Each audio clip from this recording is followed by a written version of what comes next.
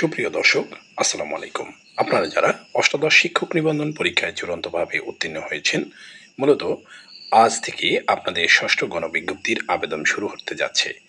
আর বন্ধুরা, আবেদন শুরু হওয়ার আগে আপনাকে দেখে শুনে যাচাই বাছাই করে তারপরে একটি প্রতিষ্ঠান চয়েস দিতে হবে।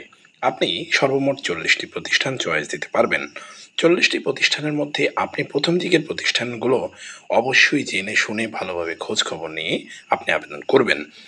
এর মধ্যে অনেকগুলো বিষয় আপনাকে খেয়াল করতে হবে। তার মধ্যে সবচেয়ে গুরুত্বপূর্ণ যে বিষয়টি হচ্ছে সেটি হচ্ছে কাম্য সংখ্যক শিক্ষার্থী।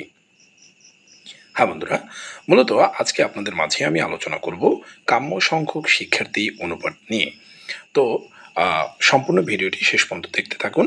আপনি যদি কাম্য সংখ্যক শিক্ষার্থী আপনার প্রতিষ্ঠানে না থাকে তাহলে আপনার এমপিও করণে বাধা হয়ে দাঁড়াবে। তাই বন্ধুরা, আপনারা ভিডিওটি না টেনে শেষ পর্যন্ত দেখতে থাকুন, তাহলে আপনারা বুঝতে পারবেন যে কাম্য সংখ্যক শিক্ষার্থী কী এবং আপনি খোঁজখবর নিয়ে জেনে শুনে তারপরে আপনি আবেদন করবেন। 18তম শিক্ষক নিবন্ধন সহ ষষ্ঠ গণবিজ্ঞপ্তির যাবতীয় তথ্য আপনি আমাদের এই একটি মাত্র চ্যানেলে সময় অনুযায়ী সকল তথ্য পেয়ে যাবেন। তাই দেরি না করে এখনই চ্যানেলটি সাবস্ক্রাইব করে বেল আইকনটি অন করে রাখুন।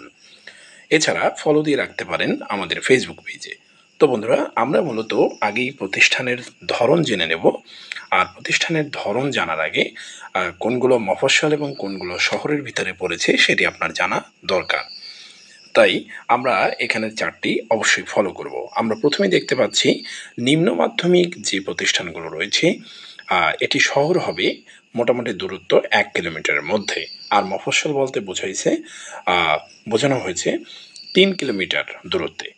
আর মাধ্যমিক পর্যায়ের যে প্রতিষ্ঠানগুলো রয়েছে সেটি শহরের 1 কিলোমিটারের মধ্যে। আর মফস্বল বলতে যে বিষয়টি বোঝানো হয় সেটি মোটামুটি 4 কিলোমিটার দূরত্বে। উচ্চ মাধ্যমিক বলতে শহর বলতে বোঝায় 2 কিলোমিটারের মধ্যে দূরত্ব থাকবে এবং মফস্বল 6 কিলোমিটারের আশেপাশে থাকবে।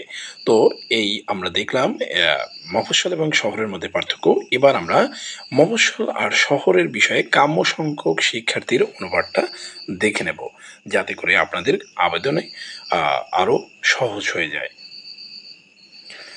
দেখুন বন্ধুরা, যদি আপনি আপনার প্রতিষ্ঠানে কাম্য সংখ্যক শিক্ষার্থী না থাকে সেক্ষেত্রে কিন্তু আপনি বেতন ভাতাদের যে সরকারি অংশ সেটি কিন্তু আপনি প্রাপ্য হবেন না, অর্থাৎ আপনার এমপিও করণে বাধাপ্রাপ্ত হয়ে দাঁড়াবে।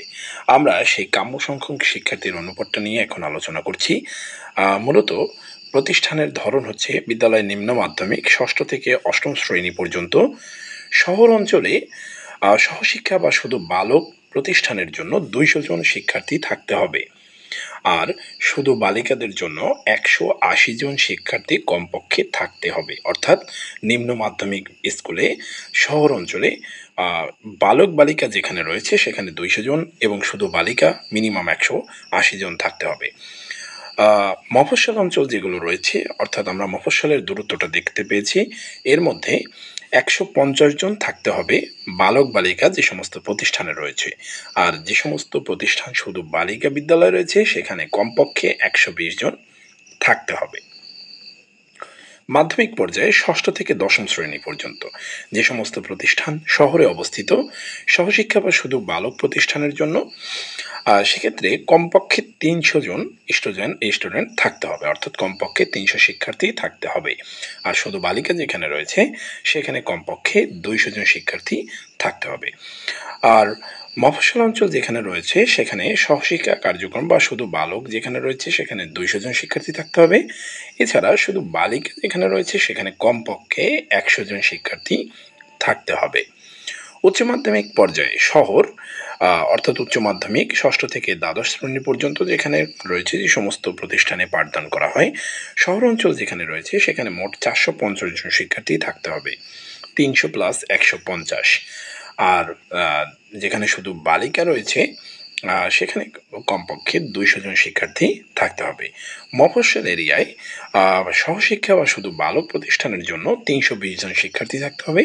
আর শুধু বালিকা যেখানে রয়েছে সেখানে কমপক্ষে 100 জন শিক্ষার্থী থাকতে হবে। তো বন্ধুরা, আপনাদের তারপরেও যদি বুঝতে কোনো অসুবিধা হয় আপনারা আমাদের কমেন্ট সেকশনে আপনার কাঙ্ক্ষিত প্রশ্নটি করতে পারেন, আমরা সঠিক উত্তরটি দেওয়ার চেষ্টা করব। আর দেরি না করে এখনই চ্যানেলটি সাবস্ক্রাইব করে বেল আইকনটি অন করে রাখুন, কারণ আপনি ষষ্ঠ গণবিজ্ঞপ্তির যাবতীয় অথেন্টিক সোর্স আপনি আমাদের এই একটিমাত্র চ্যানেলের মাধ্যমে পেয়ে যাবেন। তো বন্ধুরা, আজকের মতো বিদায় নেব।